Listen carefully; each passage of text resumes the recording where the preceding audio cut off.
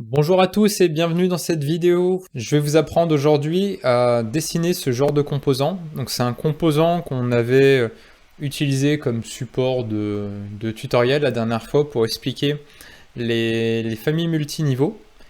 Et suite à quelques échanges à droite, à gauche, l'idée c'était de vous montrer comment créer ce genre de composant facilement, étape par étape, et en vous laissant des astuces un peu partout. Donc pour rappel, ce composant, il était composé de 3 niveaux. Alors le niveau 0, on s'en fiche. On va se concentrer sur une traverse équipée qu'on va dessiner en partant d'une feuille blanche. Et ensuite, un lot de traverses. Et ce lot de traverses, on va le poser sur un cadre. Donc il s'agit de créer le composant traverse équipée et lot de traverse. Et l'autre traverse, on va le faire à pilote géométrique, comme on a ici, là, c'est-à-dire qu'on va le poser entre 3 points. Bon, je suis pas super fan de ce type de composant, parce qu'en termes de performance, c'est c'est un boulet. Mais bon, ce genre de composant, sur un projet, on va pas en poser 15 000, donc s'il y en a quelques-uns, c'est pas dramatique. Voilà. Donc on va se l'autoriser ici. Allez, et pour pas tricher, on va partir d'une feuille blanche. Donc première chose, on va créer un nouvel assemblage, et ce nouvel assemblage, on va changer ses propriétés, et on va tout de suite l'appeler traverse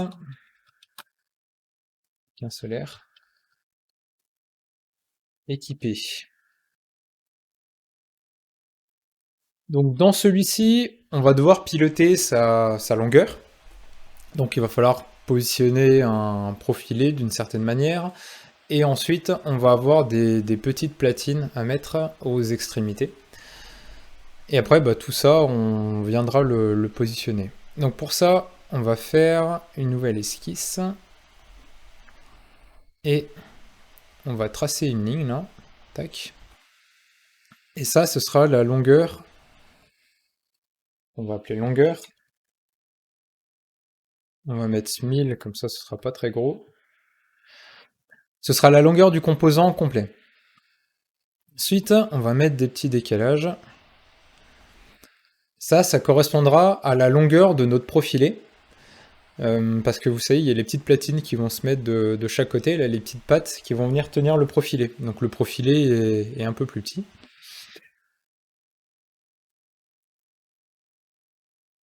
Et ça, on va mettre un décalage qu'on va appeler décalage pour faire original. Et on va le mettre de, j'en sais rien moi, 80 mm. Et l'autre côté, pareil, décalage, on valide. On valide tout ça. Donc en double-cliquant, je vais afficher les différentes cotes et je vais venir insérer mon profilé. Mon profilé, je vais choisir la famille, PE. Je vais venir le mettre entre des points. Et au niveau de l'orientation, on va le laisser comme ça, la fibre neutre, c'est très bien. Ensuite, on valide. On va piloter le code de notre profilé. Donc maintenant que je l'ai inséré, je vais créer le paramètre code. Donc paramètre, autre paramètre, paramètre code. Je vais l'appeler code profilé. La famille UPE 120, on valide. Je vais éditer mon profilé. Je vais prendre le bon code et je valide. Maintenant, on va dessiner la petite platine qui va se mettre à l'extrémité. On va cacher les codes parce que ça va m'embêter. Je vais faire clic droit et je vais faire une esquisse. On dessine le rectangle, ça va être la platine. Au niveau de la longueur, là on fait ce qu'on a envie de faire. Moi je vais faire dépasser de 50 mm sur le profilé. Et au niveau de la hauteur, je vais me caler par rapport à la hauteur du profilé. Donc plus le profilé sera haut, et plus la platine sera haute. Et là, j'ai ma petite platine. Maintenant, je vais créer une pièce en place. Tac. Et je vais prendre ça. Je vais en faire une tôle. Et je la fais de 8 mm. Alors la tôle, c'est pareil, j'ai peut-être envie de piloter son épaisseur. Donc ce qu'on va faire, c'est que je vais créer un nouveau paramètre. Donc dans l'arbre des entités, paramètres, clic droit, paramètre réel. Et je vais l'appeler épaisseur tôle. Et je vais la faire de 8. On valide.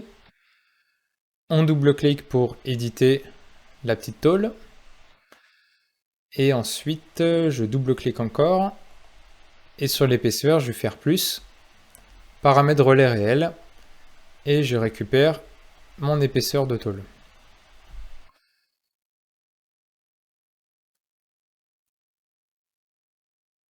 Ok. Ensuite, je vais mettre mes fixations. Donc les fixations, je vais utiliser directement la bibliothèque style démonstration hein, qui se trouve sur Top Suite Store. Elle est gratuite, donc servez-vous, profitez-en. Fixation. Donc fixation. Oula, c'est un peu gros ça. C'est si gros. On va le rétrécir un peu. Donc fixation, je vais prendre mon boulon, je vais l'insérer. Je vais venir le positionner à 25. Ensuite, on vérifie que l'assistance soit bien dernier élément à fixer. Le positionnement, c'est parfait. Je vais activer le dimensionnement et le dernier élément à fixer, je veux que ce soit lui. Ensuite, au niveau du diamètre du boulon, bah, peut-être que j'ai envie de le piloter ou pas. Bon, on va le laisser comme ça. Au niveau du type et tout, je vais le laisser avec une rondelle derrière. Et je vais valider. Alors maintenant, je vais rajouter... je vais faire un trou de passage houblon. Et je vais passer en manuel.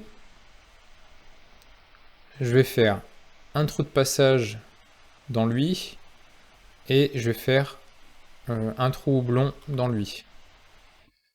Et le trou houblon, je vais faire un court et avec un ajustement large. On valide. Donc on a un truc comme ça.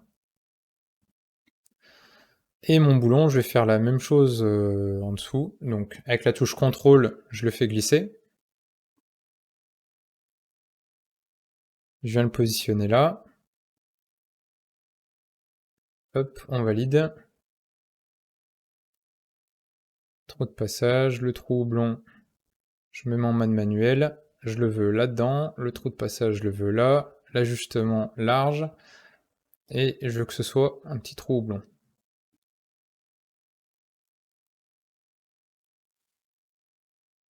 Ça n'a pas fait le trou de passage.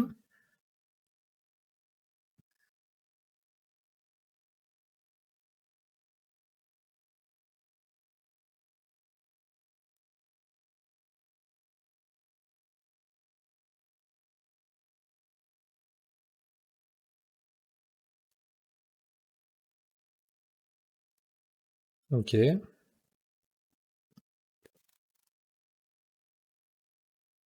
Ah oui, il faut cocher sur la première pièce hein, si on passe en manuel. Ouais, c'est ça. Hop.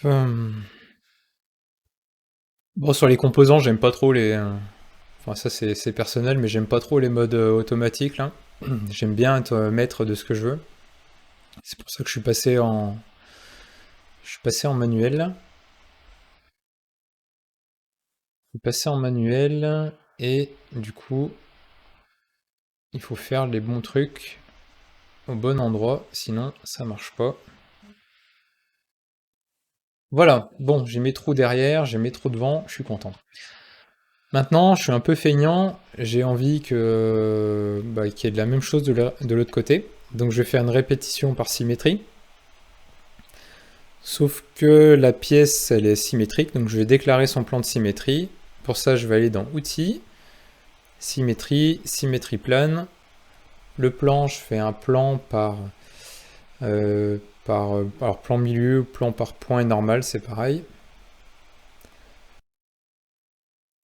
Valide. Construction.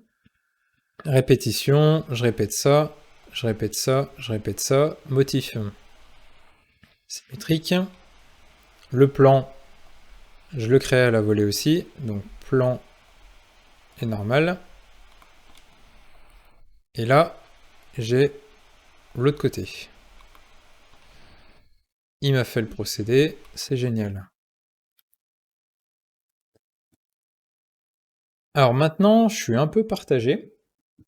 Parce qu'en fait, je me souviens que le composant que je vous ai montré, je suis en version 7.17, là, je suis en version bêta. Et je vais faire un truc que j'aurais pas dû faire, c'est que je vais vous faire Je vais vous mettre une nouveauté en même temps, comme ça vous verrez comment on fait. Bon, le composant, vous l'aurez compris, si on avait voulu faire un composant normal, il aurait fallu le positionner avec un repère et tout, là. Bon, je pense que vous savez faire. Bon, on aurait pu le positionner de plein de façons différentes. Mais là, je vais vous montrer une nouveauté au passage. C'est les composants linéaires. Donc, c'est des composants qui sont capables de se positionner par points et sans faire de pilote géométrique. Donc, ils se posent comme des profilés, sauf que c'est pas des profilés. Donc, pour ça, on va aller dans Fonction, Fournir fonction. On va chercher composant linéaire. On va donner le point en haut à droite. Je vais y arriver. C'est ça. Le point en bas à gauche, c'est ça. Et puis les points clés de positionnement, j'ai envie de le positionner par rapport à ça et à ça. Ensuite, le repère, comme pour les profilés, il faut impérativement que le repère soit au centre, sinon ça marche pas. Donc on fait un repère par point de direction. Donc j'ai mis mon repère ici. Ensuite, la direction des X, c'est l'horizontale. Je vais le mettre sur les Y là-bas. Et les Z, c'est le sens de la longueur. Donc c'est les X quand on regarde en bas. Hein. Et on obtient un truc comme ça. Et ça, on valide. Maintenant, je vais faire la famille. Donc clic droit, famille. Je vais mettre en pilote tout ce qui m'intéresse, c'est-à-dire l'épaisseur de ma tôle, mon code de profilé, mon décalage, ma longueur. Clic droit, déplacer vers pilote. Dans l'ordre, j'ai d'abord envie de donner mon code profilé. Je vais juste marquer code, il n'y en a qu'un seul. On va mettre épaisseur tôle. Alors le nom qui sera affiché, c'est pas le nom de votre paramètre, c'est la désignation dans les pilotes. C'est pour ça que je le fais un peu plus propre. Et là, décalage, ça reste décalage, il n'y a pas besoin de le modifier. On valide. Et on va juste rajouter un pilotage. Donc ça, c'est un truc du nouveau type de composant linéaire C17. C'est pour son pilotage, voilà, il faut indiquer la longueur. Donc ça, c'est bon, on va plus y toucher, on va le mettre au coffre. Et là, je vais créer un nouvel assemblage. Hop, que je vais appeler lot de traverse. Lot de traverse. Hop. Allez, comme je vous disais, ça va être un composant en 3 points. Donc on va faire une esquisse et on va mettre 3 points rapidement. Allez, 1, 2 et 3. Alors moi généralement je tourne dans le sens des aiguilles d'une montre entre le point 1, 2 et 3. Par-dessus, on va recréer 3 points. Et c'est ces points qu'on va se servir comme pilote. Donc le point numéro 1, c'est lui. Point numéro 2. Point numéro 3. L'esquisse, on n'en a plus besoin, on la cache, ça évite de s'accrocher dessus. Ensuite, pour pouvoir positionner les objets correctement là-dessus, il va falloir positionner un repère. Donc le repère, on va faire par point et deux directions. Donc le point, on va le mettre dans l'angle là-bas. La direction des X, on va prendre la direction qui est là. Ou on va plutôt prendre la direction qui est là-bas, dans le sens de la longueur. Donc je vais faire un axe par deux points. Axe par deux points, entre là et là. Et ensuite, la direction des Z, pareil, ça se mettra qu'à la verticale. Enfin, ce sera toujours vertical, le Z, donc je le mets là. Là, je vais me créer une petite esquisse. Donc je vais faire ça, ça, ça, ça et ça. On va enlever la contrainte d'orientation, parce que des fois que les trucs qu'on ait saisis, ce soit pas forcément droit. On va plutôt, alors là pareil, on va l'enlever ici aussi. On va plutôt faire du parallélisme entre ça et ça. Et entre ça et ça. Parallèle. Là, on est pas mal. Et là, par rapport à mon cadre, il va y avoir aussi une notion de décalage. Alors, je vais vous montrer pourquoi. Si vous vous souvenez tout à l'heure, le cadre, je me suis appuyé, on va reprendre le composant, je me suis appuyé ici parce que les points qui sont ici, ils sont faciles à attraper. Mais en réalité, la longueur du profilé, c'est un peu plus long. Donc ce qu'il faut faire, c'est prendre les points, donc ça fait votre cadre, et après il va falloir gérer une parallèle qui va aller derrière. Et donc cette parallèle, il faut la faire, tout de suite, il ne va pas la deviner. Donc au niveau de mon esquisse, hein, je vais l'éditer, et je vais faire une parallèle. Donc, parallèle, hop. Et celle-ci, on va l'appeler aussi décalage. Et on va mettre 80 mm. On va mettre 70, j'en sais rien. Hop.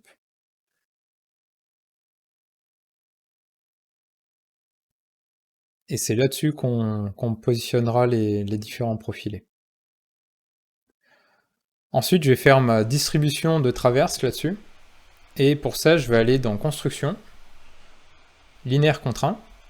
Je vais me mettre entre deux points, là et là. L'épaisseur, on s'en fiche. Je vais donner la distance maximale que je veux entre mes traverses. Donc là, pareil, je vais mettre un maximal traverse. Et je vais mettre 1 mètre.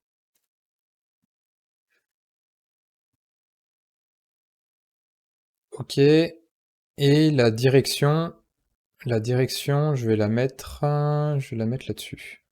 Je vais utiliser la direction de mon repère pour la mettre dans l'autre sens. Ça me fera un repère qui sera directement bien orienté. On valide. Ça ressemble à rien, mais c'est pas mal pour le moment. Maintenant, je vais insérer... Pas ça. Je vais insérer ma nouvelle traverse équipée. Hop. Et ça, c'est une nouveauté de la 717, c'est que je peux la positionner entre des points facilement. Oui, tac. Et là, c'est même pas ce que je vais utiliser. Je vais utiliser le positionnement repère qui est là. Longueur, c'est facile, c'est ça. Et le seul truc qu'il faut que je gère là, c'est mon, vous voyez, c'est mon décalage qui est là. Donc mon décalage, c'est mon décalage qui était dedans. Donc je vais prendre le décalage plus un jeu par exemple de 10 mm. Si je veux vraiment me déporter par rapport à l'ailette. Bon après, on aurait pu le faire avec un grugeage, il y a plein de solutions. On verra, parce que là ça fait déjà 20 minutes que ça tourne la vidéo. On verra si en combien de temps on finit. Et ensuite, au niveau du positionnement, on va plutôt se mettre comme ça. de façon à ce que les deux côtés soient... Enfin, le dessus de ma traverse soit à fleur de l'autre. Et là, normalement, si je change la taille, vous voyez, ce sera toujours à fleur.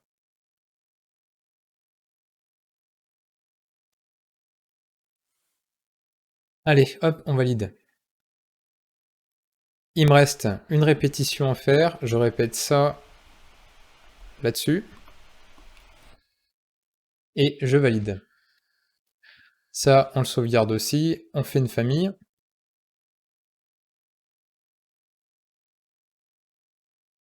Et la famille, je vais mettre les 3 points en pilote. Point 1, point 2, point 3. Et je vais gérer... le décalage.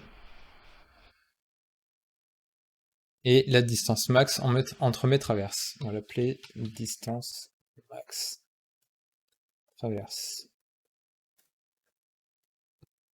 On sauvegarde. Là, normalement, ça doit commencer à marcher pas mal. Donc on va prendre le cadre que j'avais tout à l'heure. On va supprimer tout ça. Hop. On va prendre ma nouvelle traverse. Je vais la faire glisser. On va sélectionner les points. Donc point 1, point 2, point 3. Et j'ai mon truc. Alors, pour le décalage, là. Donc le décalage, c'est à peu près bon, mais je suis quasiment sûr que ça va pas se toucher dessous. Hein. Vous pouvez créer un paramètre à la volée. Donc vous faites plus, hein, et vous mettez distance.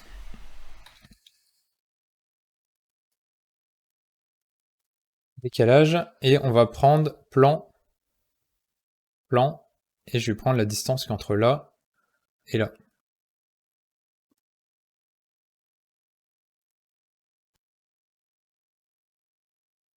Et là, normalement, si je prends les deux pièces, hein, ça doit se toucher, je pense.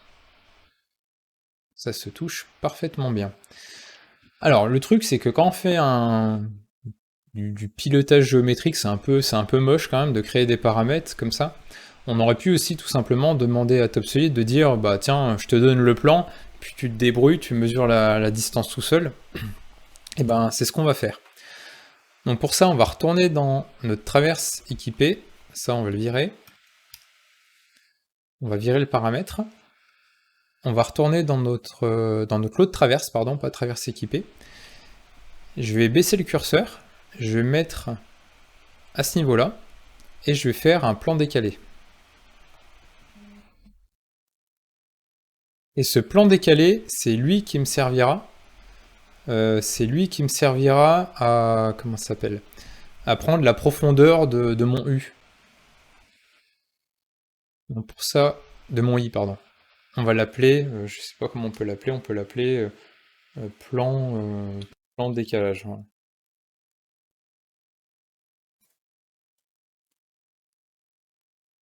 Et c'est là qu'on va prendre la distance entre le repère et ce plan. Donc distance, décalage mesuré, et je veux la distance entre ça et ça. Maintenant, je vais me retourner dans mon esquisse. La parallèle que j'ai fait tout à l'heure, eh ben, c'était décalage. Donc décalage, je vais dire que le décalage est égal au décalage mesuré. Et normalement, tout le reste, ça va se rejouer. Quand je passe dans la famille, je vais pouvoir enlever des pilotes le truc qui s'appelle décalage. Par contre, à la place, il faut impérativement que je rajoute mon plan. Hein. Donc je vais le mettre juste après mes 3 points. Donc j'ai mes 3 points et plan décalage.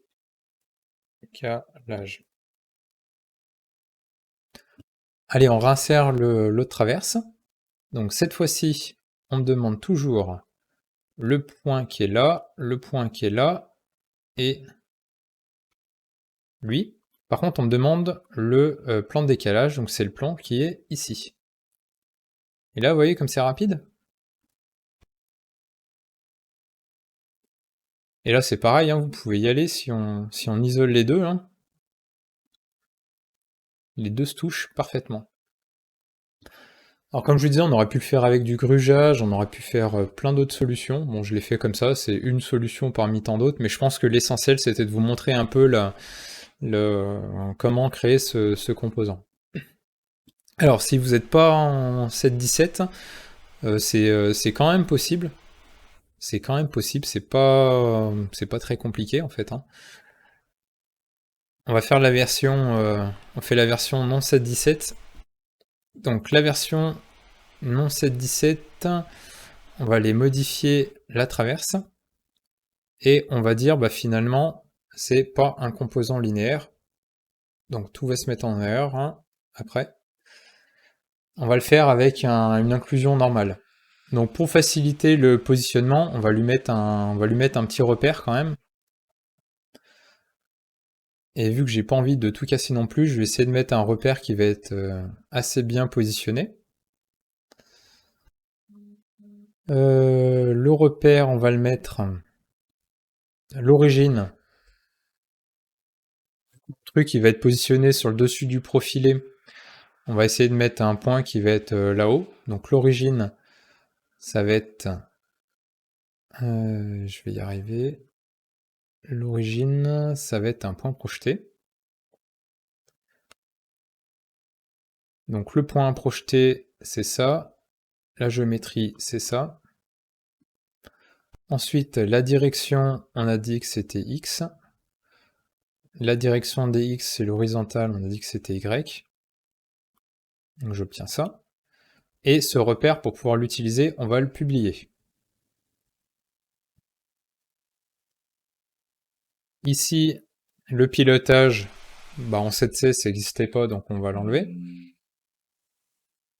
Donc je me retrouve avec le code, l'épaisseur de ma tôle, le décalage aux extrémités et la longueur. Là, je vais aller dans l'autre traverse, normalement, bah, il se met en erreur, c'est normal. Donc on supprime la répétition, on supprime l'inclusion, et je vais réinsérer ma traverse équipée. Donc ma traverse équipée... Ah, et attendez, je vais afficher le motif, parce que là, je le vois pas. Donc la traverse équipée... il va falloir la positionner, on la positionnera avec des contraintes. La longueur, c'est toujours ça n'a pas bougé. Le décalage, c'est toujours le décalage qu'on avait dit tout à l'heure, plus 10. Et le code, pour le moment, on s'en fiche. On valide. Et ça, maintenant, on va venir le positionner. Donc on va enlever la fixité, parce que le premier composant qu'on insère dans TopSolid, il est toujours fixé, c'est une règle qui est comme ça. On va faire clic droit, éditer le positionnement. Et là, vous voyez le petit repère de tout à l'heure, je vais faire un repère sur repère. Donc je sélectionne mon repère, et je vais le mettre là-bas. Alors par rapport à l'évolution de la 7.17, c'est un tout petit peu plus long. On bénéficie pas des différents points de positionnement, c'est ce qui est un peu plus chiant. Mais sinon, ça se fait quand même, hein, c'est pas très très long. On valide. On retourne dans ma traverse. On retourne sur mon cadre. Et vous voyez, tout s'est actualisé, ni vu ni connu. Donc je vous ai fait la version 7.17 et la version 7.16. Enfin 7.16 et ça, tout ça là, ça fonctionne en 7.15, en 7.14, en 7.13, ça fonctionne depuis longtemps. Il n'y a rien de nouveau dans tout ça. Bon bah écoutez, j'espère que cette vidéo vous a plu, que vous avez appris quelque chose quand même. Alors dans le paramétrage, on aurait pu aller beaucoup plus loin. On aurait pu piloter, je sais pas moi, les couleurs, on aurait pu faire d'autres règles. Par exemple, suivant la hauteur du profilé, on rajoute plus ou moins de boulons. Enfin bon, il y avait plein de choses qui étaient possibles. Mais à un moment, il faut s'arrêter, sinon c'est plus des petits tutoriaux sur YouTube, c'est des vrais cours magistraux. Voilà, bah écoutez, n'hésitez pas à utiliser le champ commentaire si vous avez des remarques, et puis je vous dis à très bientôt.